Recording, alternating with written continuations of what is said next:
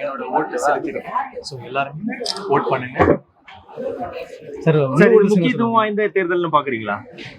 எல்லா தேர்தலுமே ரொம்ப முக்கியமான தேர்தல் தான். இந்த தேர்தல் இல்லை, எவ்ரி எலெக்ஷன் தான். ஏன்னா நம்ம தான் வந்து இளைஞர்களோட பங்களிப்பு அதிகமா இருக்கிற மாதிரி தெரியுது, அதை எப்படி பாக்குறீங்க?